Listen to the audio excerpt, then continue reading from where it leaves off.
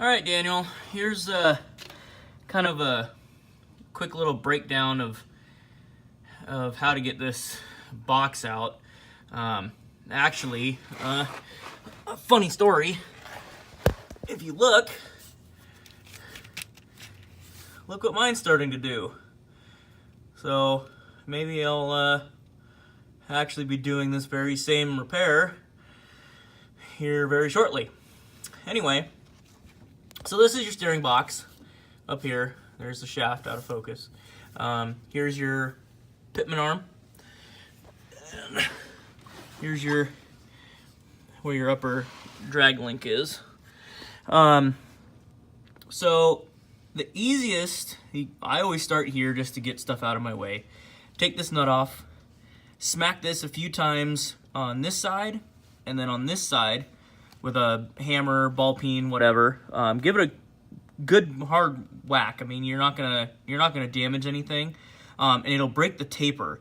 A lot of guys will use like a pickle fork in here, and it ends up just destroying this. And all it really does is, it'll go in here and try and separate these two. But the only thing that's holding this, other than the nut, is that there's a taper in here, tapered hole inside here, and this shaft has a taper to it. So if you whack this a few times, it just kind of breaks that tension, if you will, and this will just drop out. So it'll save your boot. Mine's obviously leaking, so that's another problem. Anyway, this nut right there is gonna be your biggest hurdle, and I can't remember what size it is off the top of my head. I'm not at my shop right now, but I believe it's a 30 millimeter, I think, if I can remember off the top of my head. Anyway, being that your track bar right here is obviously right in the way, getting a puller on this can be a bit of a bear. Now, depending on where you get your box, you may find that it's cheaper and easier to just get a new pitman arm, and that way you can put your new box in and then use a big crescent wrench, get this thing in here, the new one on, and then put the nut on, rather than trying to fight this. The other option is, once you get the box out with this still attached, which it will come out, you can feed it up through the top of the motor there, is once you've got it on the ground outside, on the ground, then you can work on this. Whether you pull this off, get a big puller in there, kind of however you want to do it. Usually on my own vehicles, it's been cheap enough to where I can just get another pitman, like on my truck. I just got another pitman anyway, but totally up to you. So that's kind of how you pull everything apart down here, and then we'll go up top here, I guess to the side. Now, I have aftermarket fenders and all this good stuff that hides all this. But if you still have stock fenders, there's a couple of good videos on how to pull the inner fender with the outer fender. It's actually not too big of a big deal, and you'll gain access to all of this, which makes getting this a breeze. So here's the box, obviously. There's 2 bolts here that hold it, and there's one right down there. Now, it kind of depends on how your springs sit. Some springs are thicker and different size and yada yada yada. If you can get that bolt out, great. If not, just loosen it enough so that the box can come away. You can actually leave it kind of in the frame there, if you can't get it all the way out, because you'll hit the spring. So just back it off enough to let the box kind of fall away. So this here, that's a 13mm bolt back in there. That's your upper shaft. It goes all the way up here, up to the steering wheel. In here, there's like a slip shaft. So when you pull this off, there's kind of like a notch to where that bolt goes through. There's only one way to put this on.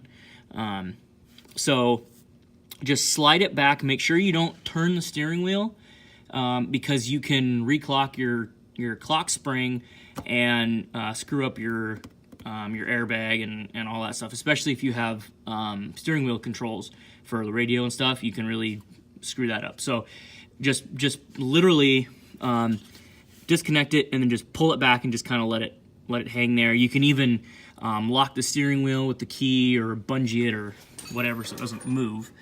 And then, like I said, loosen all of your bolts. Get this loose. And then, if you come up to the top, and I don't know if you have a 3.6 or a 3.8. I know the 3.6s might be a little bit different, but let me get down here where you can see. These are the two lines.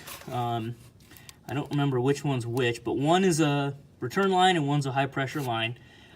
There won't be any pressure in it, but they will dribble when you take them loose, so make sure you got a pan underneath. Pull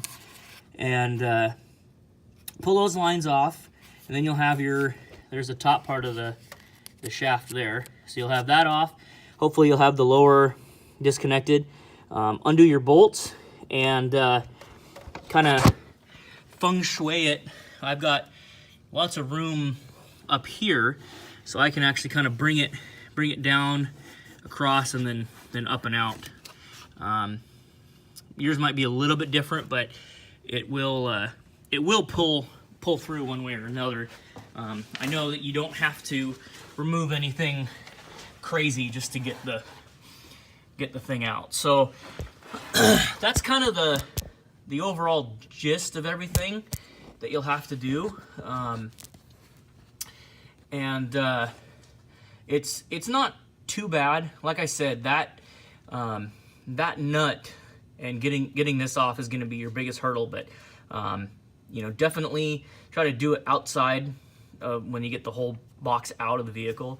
Where you have room to work, and if you still can't get it, you might just end up getting another pitman arm. These don't go bad because it's just a bar with a hole there and a hole down here. A lot of times, like on my truck, there is a joint attached to the pitman arm here, but on our Jeeps, the ball is on your essentially a tie rod up here. So it's not like it really goes bad, but sometimes they're just such a pain to get off. You kind of have to. So it is doable. You might give yourself a weekend to do it. That way you can kind of take it slow, and if you run into any problems, you got some time with it. But definitely give me a shout. Message me or whatever if you run into anything, and I can do my best to help you. My best suggestion is get the best quality box you can. O'Reilly's remanufactured, even Napa remanufactured boxes generally aren't the greatest. They may fix all the seals, but what I've noticed is, and especially on my truck and a few other vehicles that I've done, they don't do anything internally. So if you've got a lot of play in your gearbox, they won't address that. They just kind of reseal them, repaint them, and then send them out. So you may end up getting one that's not leaking, but it's still got so much play, it's undrivable. So just kind of keep that in mind.